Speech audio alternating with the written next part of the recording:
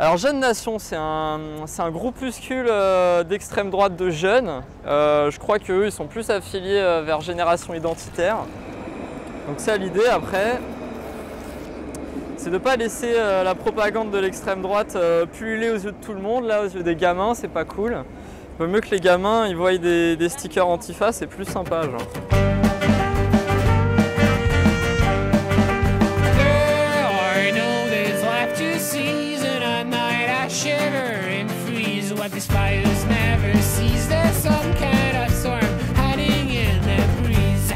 Du coup, tu fais ça tout le temps? Ouais, je fais ça quand je me balade, en manif. Ça, c'est les bons endroits pour en coller un peu partout, en fait. Quand tu as des événements, quand tu as des trucs comme ça, c'est ce qu'on t'apprend en premier. C'est que plus les gens ils te connaissent, plus les gens ils s'intéressent à toi, plus ça marche, ce qui est un peu con d'ailleurs, mais politiquement ça sert à ça, hein, ça sert à faire plaisir aux militants, ça sert à montrer qu'on est là. Après je doute, je suis pas certain que les gens qui s'en foutent un peu de la politique, qui sont un peu en dehors, ils s'intéressent aux stickers. Ouais, après l'idée que les gens ils s'en foutent, en soi c'est vieux comme le monde, hein, c'est notre boulot de militant d'intéresser les gens. Hein. Mais du coup, généralement, tu as du répondant au niveau stickers. Comment ça se passe dans la guerre des stickers, justement? Est-ce qu'il y a une stratégie par rapport à la manière de les utiliser? Les endroits où vous les collez, est-ce qu'il y a des priorités, des principes? Alors, on s'est jamais posé la question. Je pense qu'on les passe aux gens, ils les collent où ils veulent. Ouais. J'ai jamais trop pensé, hein, je colle où j'ai envie de coller. Sur un truc de banquier parce que j'ai envie. Il y a quand même des cibles qui sont plus ou moins prioritaires. Mais ça a motivé des gens, hein. J'ai vu à force de coller des stickers, il y a des nouveaux stickers qu'on ne connaissait pas, des trucs ACAB, des croix gammées défoncées par un Antifa, des trucs qu'on ne connaissait pas. Et il doit y avoir 2-3, alors je ne sais pas c'était qui ceux-là, mais il doit y avoir 2-3 personnes qui se sont amusées. Ça c'est Génération Identitaire. Ah, il y a des techniques aussi où il faut sauter un peu comme ça.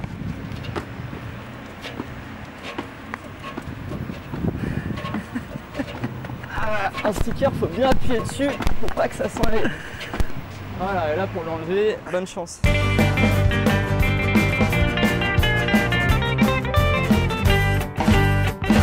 Ah d'ailleurs il y a ça là. Ça je sais pas c'est qui mais je suis allé voir et c'est pas ouf comme site, c'est un peu de la merde. On commence à être une petite armée là, notre cortège on était genre 20-25 pour la Pride. Maintenant, là, j'ai 27 ans, donc ça fait quelques années que je milite ici. On n'a jamais vraiment réussi à créer un organisme jeune et radical. À chaque fois qu'on a essayé, ça a un peu floppé. Et il faut dire que justement, l'extrême droite y était pour beaucoup à chaque fois. Tu vois, moi, à mon époque, quand j'étais jeune, je stickais Antifa et genre, je me faisais choper en train de sticker Antifa, je me faisais éclater, quoi. Enfin, c'était pas des menaces, c'était des passages à l'acte. Bon, après, il y avait aussi les menaces et le reste. C'est arrivé là, j'ai un camarade Sony qui se fait attaquer parce qu'il avait pris les photos je suis gay et communiste, donc ça leur a pas plu. Gay et communiste, ça marche pas. Genre. Moi en plus, je sais pas trop me battre, à part dans les batailles rangées, mais bon, j'essaierai au pire, hein, c'est pas grave. De toute façon, au pire, ils me foutront à l'hôpital et puis je repartirai pour un tour, hein, on verra bien. Mais ce qui est plus dérangeant, c'est que ça va faire peur à moi et à d'autres personnes si ça arrive. C'est comme ça que nous, ils arrivaient à délier les rangs. En fait, tu te faisais péter le nez et du coup, bizarrement, plus personne ne voulait militer non plus. Et c'est vrai qu'à Nice, c'est la première fois où tu vois des stickers antifascistes en aussi grand nombre et qui tiennent aussi longtemps. Bon, les gens, ils sont curieux. Quand je m'acharne sur un sticker parce que j'ai pas de truc quant à la croix celtique, comme ça me permet de faire un peu de cours de l'extrême droite. J'ai pas mal de gens qui viennent me parler après, ouais, c'est quoi alors je leur explique l'extrême droite, je leur explique l'extrême gauche, je leur explique un peu tout ça c'est assez sympa. Les petits jeunes là devant les lycées, il y en a ils aiment bien, ils me posent des questions pas mal. À la base j'étais à Paris, moi j'étais un autonome. Pour enlever les trucs de l'extrême droite, j'ai toujours fait. Hein. Les trucs à Paris qui appelaient au rassemblement contre le mariage pour tous, ou les trucs comme ça. Je passais du temps à Paris à enlever les machins. Ça c'est pareil, ça me permettait de discuter avec les gens, il y a des gens qui venaient m'aider. On peut pas laisser la propagande, la France au blanc, des trucs comme ça, c'est pas possible.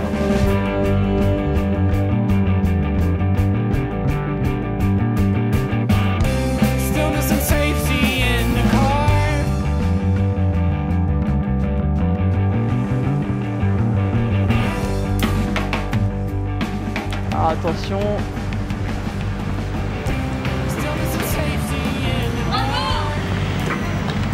Merci. Ouais, on va dire que c'est bon. Hein. Merci, hein. Bisous. Il y a des gens qui ont peur aussi. Même quand je vais en manif, il y a des gens qui ne voulaient pas me suivre parce qu'ils avaient peur. Donc il y a des gens qui sont plus pour qu'on reste sur des trucs fermés ou dans les facs. Je sais pas, moi j'ai toujours été pour faire ça sur les places. Voilà, une bière à la main, c'est convivial. Ça c'est un débat qu'on a entre nous. Et nos camarades réformistes de la JC bon, qui ont un peu de mal par rapport à certains de nos revendications, de nos manières de lutter et qui ont tendance à nous stigmatiser comme quoi ouais, notre truc c'est d'aller taper des flics et tout défoncer. Moi ça me dérange pas de dire que c'est une de mes manières de lutter, mais ils ont tendance à voir que ça. De toute façon c'est pas un problème parce que le truc c'est que tous ceux qui étaient dans ces orgas réformistes avec une hiérarchie, avec des chefs, avec des gens qui suivent les ordres, tous ces gens-là ils nous ont rejoints. Et puis l'UNEF, après, faut quand même leur rendre ce qui est à eux, c'est que même s'ils ne sont pas là au niveau militantisme, ils aident beaucoup les étudiants étrangers, les étudiants qui ont des problèmes administratifs, parce que nous on fait moins actuellement parce qu'on n'a pas l'habitude de faire ça. L'UNEF, ils sont moins dans la rue, mais ils sont plus dans les bureaux à faire les trucs chiants. Et ça, faut quand même leur... Enfin, faut pas leur enlever ça, quoi.